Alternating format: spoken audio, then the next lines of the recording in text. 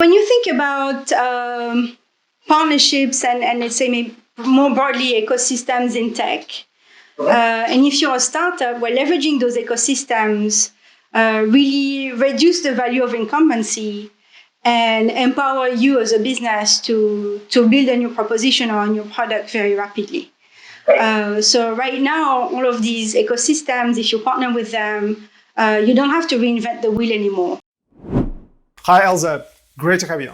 Thank you, Roman, for having me. Really excited to be here. You have experience in all, amazing tech companies like Google, Twitter, Stripe, and so on. And you've been working in business development and partnerships.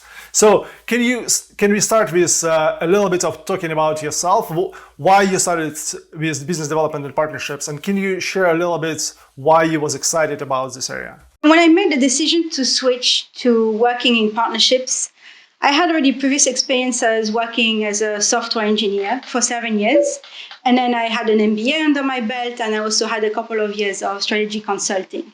And so basically, I'm an engineer, I'm a software engineer. So I'm really interested in product questions, in technical discussions. And at the same time, I'm someone who really enjoys building relationships with people. And at the time, I had a passion for learning foreign languages, for instance. And so, working as a software engineer, it's not really a role that enables you to fulfill that passion of interacting with people and speaking multiple languages. And so partnerships is actually a function that enables you to do both. You really need to be technically savvy and really understand the products that you're dealing with your company. And at the same time, you need to be able to build relationships. And last but not least, I really wanted to have a very deep impact at the strategic level on the companies that I was working for. And, partnerships are all about that. It's all about think big, achieve massive impact with limited resources. That really also resonated with me a lot. With all this experience of working across business development and external partnerships, what do you do now? I work with various investment firms, so VC funds, and I advise their portfolio companies on a number of strategic issues that they face. This could be partnerships, but actually it's mostly product strategy, go-to-market strategy, sales strategy, how to think about going international. I do a lot of work with startups which are at seed level, pre-Series A or Series A. There's a lot of conversation right now about partnerships. Why do you think partnership all of a sudden became such a strategic function? When you think about partnerships and let's say maybe more broadly ecosystems in tech, and if you're a startup, well, leveraging those ecosystems really reduce the value of incumbency and empower you as a business to build a new proposition or a new product very rapidly. So right now, all of these ecosystems, if you partner with them, you don't have to reinvent the wheel anymore. So let's say you need a personal cloud. So you can actually work with AWS or GCP, and then AWS will do your hosting, will provide you with a server, will enable you to do your machine learning training, so all kinds of things. You can work with payment service providers to get paid online. So again, if you work with Stripe or PayPal, Adyen, checkout.com, you can actually get paid very easily online. You need to manage your team. Well, you also have tools to do that now. You have Slack or Trello. And so that really enables you to have impact much more rapidly than before. And at the same time, when you think about these ecosystems of startups, well, they represent the future. They really drive innovation in a specific industry. And even larger companies want into that future vision and that innovation. And that's why those large companies often will build specific departments of digital transformation or accelerators to actually be able to tap into that innovation. So think about, BMW wanting into the self-driving car innovation, where they will build, a startup garage, and then they can incentivize self-driving car solutions to partner with them. You've done multiple roles in different forward-looking tech companies. You understand it like really well. Can we talk a little bit growth and distribution partners versus like product partnerships? How do you map them in your head? Like where do you see division and where do you see similarities? Partnerships as a function really cover a large number or intersect with a large number of functions within a single company. And so some partnership functions will have the mission to support product teams. Some partnerships teams will have the mission to support sales teams or user acquisition teams or marketing teams. And so depending on where your team aligns with, you will have basically a different type of role. And I see actually 4 different types of partnerships roles that you can work in. There is product, there is distribution. There is also content partnerships, which is a bit similar to product partnerships in their essence. And then there is, I would say, even strategic partnerships or moonshot partnerships. And so product partnerships, now let's start from the beginning. You were asking me about product versus distribution. Product partnerships really are about partnering with a company to either develop a new product, leveraging the resources or the APIs from that external company, or to actually enhance an existing product with more functionalities. Right. So an example of this could be, think about, Google Maps. A few years ago, they entered into a partnership with SNCF, which is the company which runs all of the trains in France. And they worked with SNCF to provide them with data about indoor mapping of their train stations, such that Google could make them available to end consumers information about how the train stations were mapped internally when you were visiting a train station, where is which gate, where is which shop, and so on. Right. Now, think about if you're talking about distribution partnership, then the goal here is really to support your company's growth, help your company grow revenue in particular. Or it could be also help your company in user acquisition. And so here it's more almost the other side of the coin of the product partnership. For the product partnership, you will want to integrate external resources into your company's product. If you're working on distribution partnership, you actually want to distribute your own APIs or products within a third-party company's products, such that you can actually sell to all of these platform companies' clients in one go. And so you're boosting basically your user acquisition or your revenue capabilities. And so to give you an example of a distribution partnership, think about Shopify. So Shopify is this large B2B software company which enables a lot of SMBs to create their online store. And Shopify partners with payment service providers like Stripe or PayPal. They integrate Stripe's or PayPal's APIs into their own products. And in this way, SMBs which are using Shopify can also very easily create a Stripe account or a PayPal account within Shopify's products. And that really enables Stripe, for instance, to sell to a large user base of Shopify users at the end of the day. When you think about how company across different stages of their lives engage in partnerships, how would you say which partnership make more sense in which stage in terms of like product distribution? For example, do you think that company can actually start and launch partnership function pretty early, or do you think partnership is something that should be done later on when you figure out like sales strategy, marketing strategy, and so on? I think every company is different, but as a rule of thumb, I would say that product partnerships or content partnerships should come earlier in the development process of your company than distribution partnerships. Because if you want to do distribution partnerships, well, you need to have a really exciting product to distribute to start with. So, focus on product partnerships to make sure that you have the required partnerships if you need to have that exciting product that you will distribute then longer term.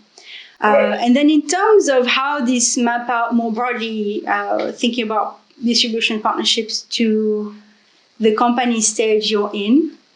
Well, as I said, you really need to make sure that your product sells itself actually is already successful in the market before you enter in such partnership. Because otherwise you will tend to rely a lot on your partner's resources to sell your product, and you won't be able to negotiate really strong terms with that partner, and that might even be a recipe for failure for the partnership longer term. So again, here I would think about, if you're a startup and you're brand new, or you're a completely new team within a larger company, maybe don't do partnerships, because you might end up engaging with a large corporate, and that corporate may not have the same rapid decision-making capabilities as you do. They may not have the processes to pay you fast enough, for instance. And they may actually require a lot of resources from you to invest in that partnership.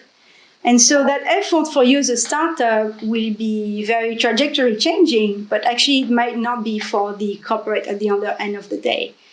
And if the corporate eventually changes strategy, then you have a lot more at stake. You have a lot more to lose there than the corporate do. Going back to the point of ecosystems and accelerators, that may be why those large corporates are building those accelerators. It's because they're trying to actually working better with startups. Right. But then if you're saying that product partnerships come earlier, right? What is an example of product partnerships that you think that you maybe saw in an early stage of companies' life cycle that actually helps them to grow and kind of, defines their success later? Thinking about Stripe, for instance, they make payment methods available to the companies which are using Stripe. They enable companies to get paid online. And one very fundamental partnership that they have here is partnerships with credit card networks like Visa, MasterCard, Amex. And without that very foundational partnership, it would be much harder for them to offer a product to their end users. There's like a lot of conversation about partnership versus business development. How do you see like a main activities that people who are in partnerships and people who are in business development are doing? What is the biggest difference, you would say? By business development, do you mean sales, or do you mean distribution partnerships? I mean business development like a function as it's people put on their CVs. So depending on which geography you're in, business development may actually mean that you are more in a sales role. And partnerships may mean that you are in a distribution partnerships role, or it may mean that you are in a product partnerships role. So it's not that straightforward to know. A possible definition could be also business development means that you are closing the deals, sourcing and closing the deals, and partnerships mean that you are managing the existing partners. Taking a step back, there are many ways you can interpret the term business development and the term partnerships. And so one possible interpretation could mean that if you are in a BD or business development role, you are more of a hunter, and going after relationships. You have to think really creatively about which partners you go after and how these partners can actually have strong business impact on your company. And then if you work in partnerships, you will be more in the day-to-day management of existing partnerships. And here it's going to be about building really deep relationships with very strategic partners for your company, and making sure that you're potentially renegotiating the partners with favorable terms, but also addressing eventual emergencies or conflicts that may arise from the partner relationship. So partnership is something that people intuitively understand. There's a new term which is coming into prominence called ecosystem. What is the deal with ecosystem? What's your view? Ecosystems are these pockets of innovation, often coming from startups, that help develop a new innovative solution in a specific industry. And so, for instance, if you are, let's say, Mars Pet Care, and you're like the largest pet care company in the world, and so you're doing an amazing job at providing hospital services to pets, providing healthy food to pets. But when it comes to digitalizing yourself or capitalizing on all of this digital innovation around pets, you don't really have that knowledge. And that's where you actually will want to develop this ecosystem of relationship with innovative startups so that you can benefit from their innovation. And so that's what Mars Pet Care did. For instance, they created this kinship digital arm. They created the Leap Accelerator. They created a corporate VC fund. And as a result, they acquired a company like Whistle Labs, which is a Fitbit for pets.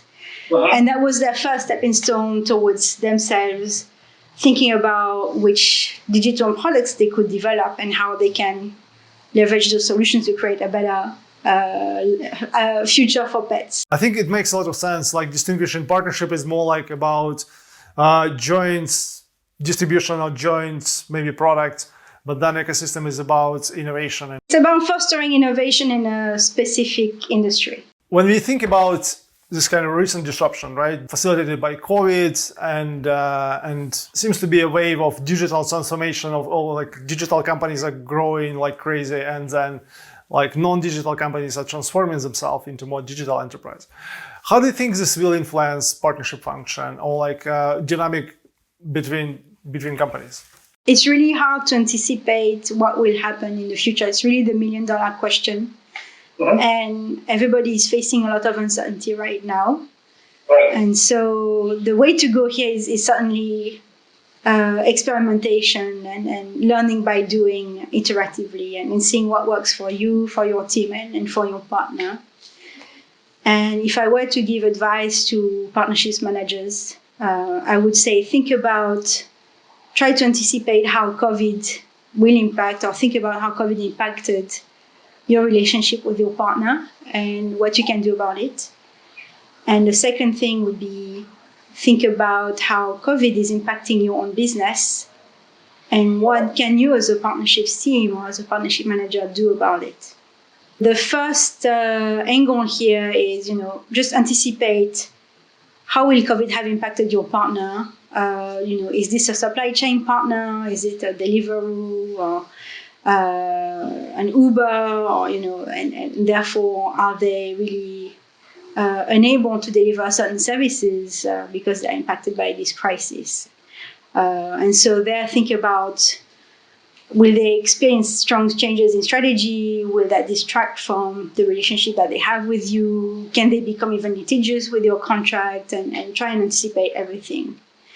The second point is, again, how do you make sure that you are even more visible to your partner in this time of crisis, and how you replace the interactions that you would have with your partner with online interactions.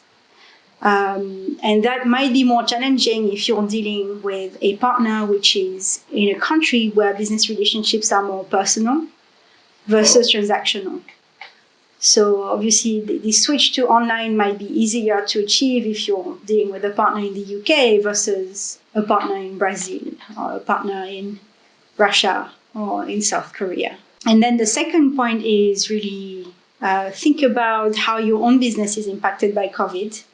And actually, these deep crises for a business are more often than not an amazing opportunity for a partnerships team to raise to the occasion and really provide very rapid turnaround solutions for a business. Because with a partnership, as we mentioned earlier, you don't have to recreate the wheel. You can launch a new business vertical or launch a new product actually very rapidly by leveraging a partner's solution. So here, there's actually an example very recent that really struck me. It's how Starling, the digital bank, reacted to the crisis. And back in May, they struck up a partnership with Funding Circle, which is one of the largest online lenders in the UK, to provide £300 million worth of loans to SMEs under something which is called the CBILS scheme in the UK, which is the Coronavirus Business Interruption Loan Scheme. And basically, by doing that's first of all, amazingly fast response. They did that in May. And not only did they provide a very important service for a large part of their user base, which are SMEs, they anticipated or they saw that these SMEs were defaulting on their payments, going out of business, and they came up with a concrete solution for their user base. So massively powerful for their users, probably massively helpful for starting as a business to ensure business continuity, and best of all, massively helpful for the society that they live in as well. Multiple wins on every possible front, I think, and it's like and also like a socially conscious as well.